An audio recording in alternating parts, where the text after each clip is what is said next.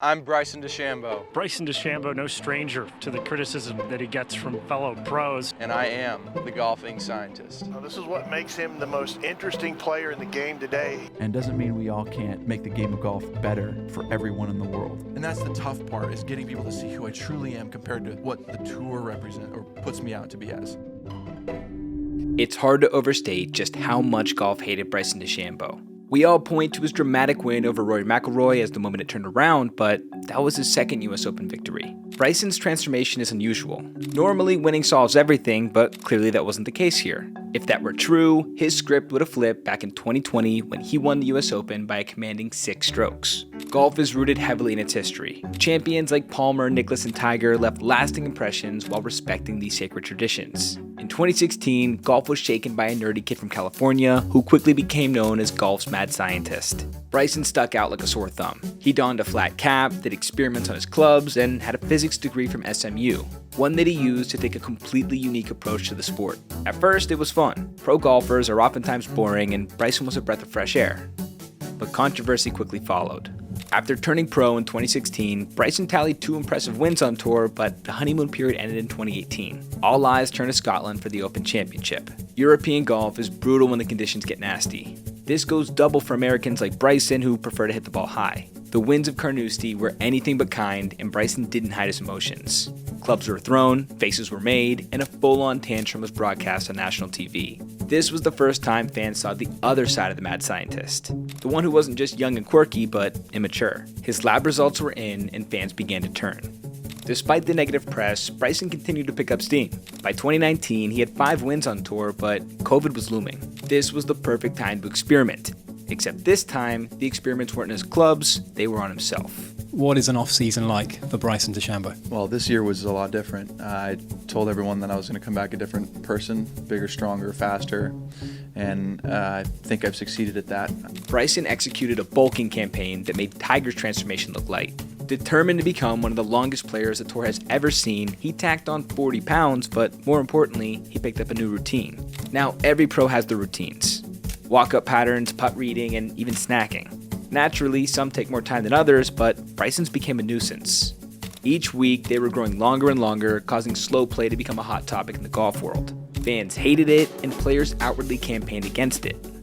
What annoys you most? Anything? Slow play. Slow play. Yeah, well, yeah, on the golf course, slow play. Slow play. Slow play. I'd have to say slow play. I can really hate a person for that, yeah. You know, I mean, no one likes to kind of just hit and have to wait forever.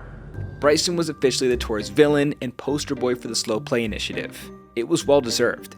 There was really no way around it. He was slow at every step of the game. For Bryson, the opinions of others were merely background noise, but one player couldn't be ignored. So many sports psychologists and everybody telling everybody that they can't hit it until they're ready. And I mean, I take 15 seconds and go, and I've done all right, so. While Brooks never mentioned Bryson by name, everyone knew exactly who he was talking about. It would be one thing if this was coming from a middling pro, but Brooks was a 4-time major champ. What followed was a feud that sent Bryson into a downward spiral of controversy because at this point, it wasn't just his actions on the course that was irking fans, it was his rhetoric. Through all of this, nobody could deny Bryson was playing great golf. He was extremely cocky and feeling himself after an impressive US Open win. Leading up to the Masters, he chatted with the Golf Channel's Todd Lewis and said, quote, "I'm looking at Augusta as a par 67 for me because I can reach all the par 5s in 2 no problem. There's a lot you can get away with as a professional athlete. Disrespecting Augusta National is something you just don't do."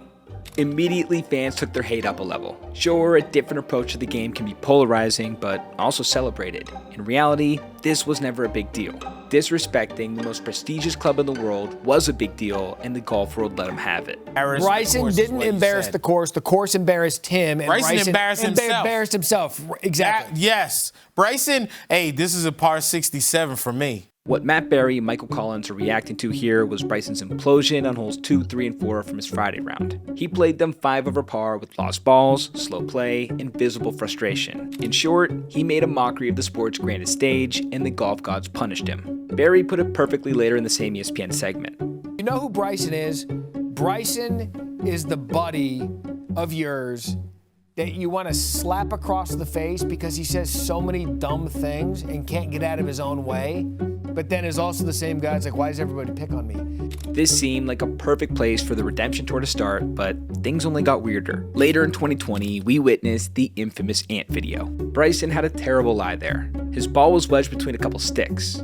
The only reason this conversation happened at all was because he wanted relief. If he was able to convince the rules official that there was enough fire ants in the general vicinity, he would have received a new and improved lie. Just don't see Bryson. I don't see. There's a couple down there, but I don't see fire ants. Well, there was one that scrummed up through over here. It was here, and then it scrummed up over here. Turns out the only fire in the ant incident was on social media. Fans flocked to Twitter to mock Bryson's questionable motives, bad attitude, and overall immaturity. Nobody loved it more than Brooks. There's an ant.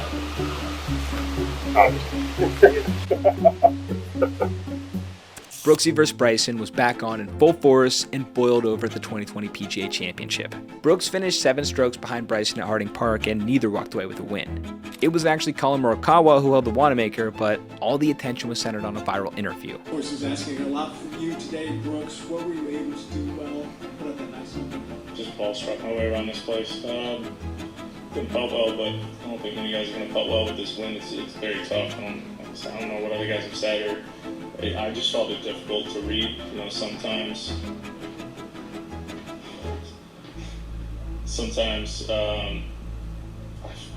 I lost my train of thought. Yeah, hearing that bullshit.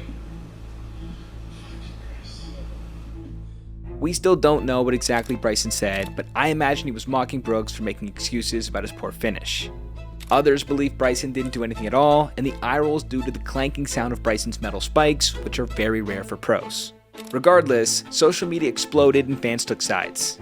Bryson seemed capable of taking the heat online, but when it rolled over to the course, he snapped again. Here he is teeing off while a fan refers to him as Brooksy, a clip that Brooks himself posted to Twitter. All right, Brooksy! Trolling Bryson by referring to him as Brooksy became a trend. Fans lit up with the opportunity to get under his skin with one simple troll. This was happening without fail at every tournament. Bryson's odd rebuttal didn't come until after Brooks' post for ESPN's body issue. I don't know if his genetics even make him look good, to be honest. I mean, that body issue, he didn't have any abs. I can tell you that. I got some abs. Brooks was quick to respond, and it was hard to argue with. He took to Twitter to share his 4 major trophies, accompanied by the caption, "You were right, I am too short of a six-pack." These type of jabs online became a theme, as he later tweeted a photo of his golf cart adorned with the quotes, "Too short of a six-pack, let's go Brooksy, there's an ant, and sorry bro." While their feud was actually great for golf and continued to make headlines, Bryson was almost making it too easy for players and fans to point the finger. If I can hit it down the middle of the fairway, that's great, but again, with the driver right now, the driver sucks. It's not a good face for me, and we're still trying to figure out how to make it good on the miss hits. It's one thing to make comments on your round, but calling out a sponsor that you chose to sign with is unheard of. As a reminder here, Cobra had given Bryson everything. We're talking custom crafted irons, a state-of-the-art driver, and every other piece of equipment tailor-made down to the nanometer for golf's mad scientist.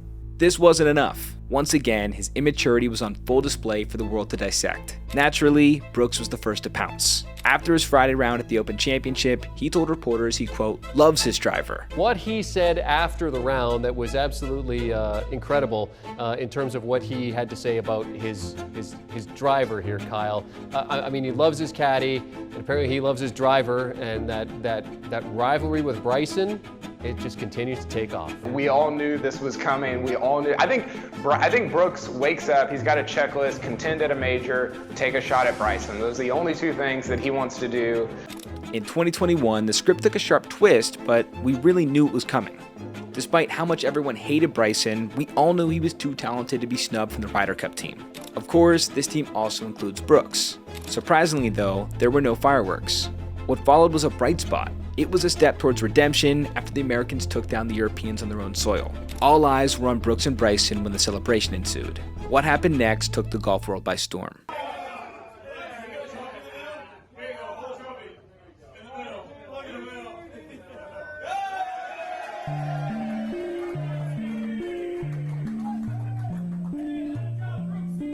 The beef was seemingly squashed as Bryson took a serious step towards redemption, or so we thought.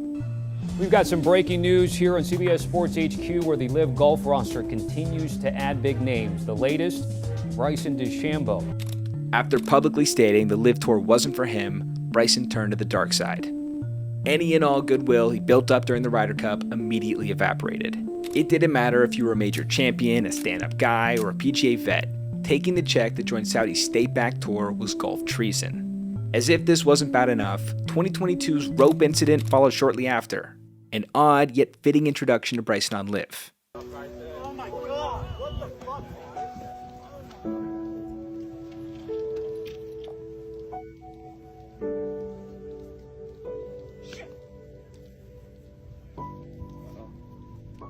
It seemed like nothing was ever going to go Bryson's way. This is obviously just an accident, but his reaction doesn't play well. Fans might have given other players the benefit of the doubt there, but not Bryson. His brand was the weird, cocky, money-hungry nerd whose antics outweighed any accomplishments. This was finally rock bottom. The redemption tour began. What fans definitely didn't see coming with Bryson's move to LIV was the opportunity to showcase another side of himself. You'd think a Saudi-backed league would tighten its grip on personality, but it's quite the opposite. Bryson teamed up with a few of golf's biggest social media stars and started a YouTube channel.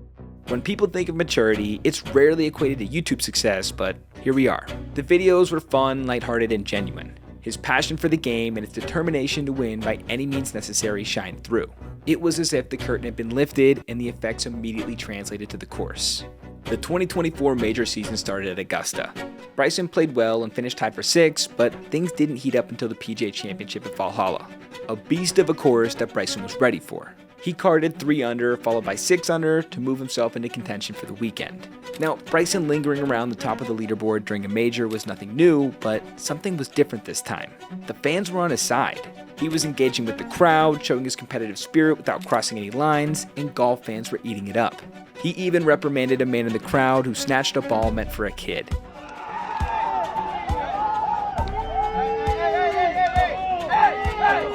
Get that ball back! Man for the people. Bryson was battling Xander Schauffele all weekend long. Xander opened up the tournament with a shocking 9 under on Thursday, but Bryson was slowly and steadily gaining ground. The crowd roared as he made his comeback on Sunday afternoon. He birdied 2 of his final 3 holes to tie Xander as he walked up the course, but Xander had one last chance on 18. A par would send the two to a playoff. All Bryson could do was watch as Xander's final putt slid in the hole for birdie. He took the loss with class. He immediately left the range to find Xander on the 18th green and shake his hand. The sportsmanship continued in his post-round interview.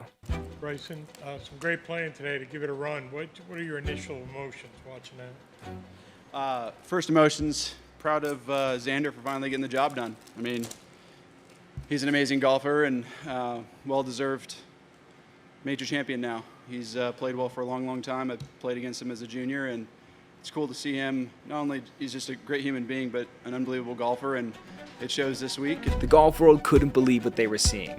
Who was this new guy? How did he mature so quickly? Wait, do I like Bryson now? If you weren't sure how to answer that last question, Bryson essentially gave you the answers to the test when the US Open came to Pinehurst. This was a special venue for Bryson. Remember that flat cap he used to wear? He wore it in honor of his idol Payne Stewart.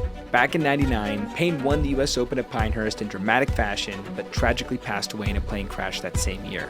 His legacy looms large over the course as the club erected a statue of his iconic celebration. Payne was everything to Bryson. He represented a guy who could win on the biggest stages under his own terms. Bryson was laser focused with his idol on his mind, but still showcasing his new and improved maturity. Just up ahead of him. And connecting with everyone out here. This is the way DeChambeau has been all week long.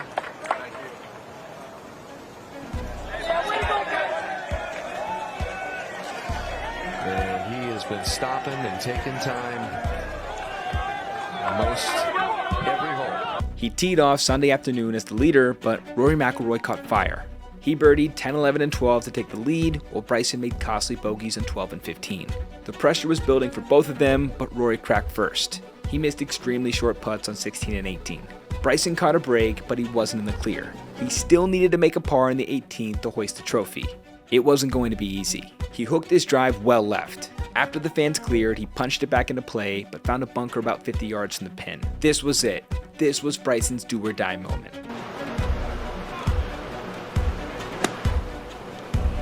good contact. Caught the slump, ran up there, right below the hole goes DeChambeau, and he's pumped up. The shot was brilliant, the best of his career, but it wasn't over. He miraculously won the fans back, but it couldn't go down like the PGA. He couldn't be the guy who almost did it. He needed this putt to win.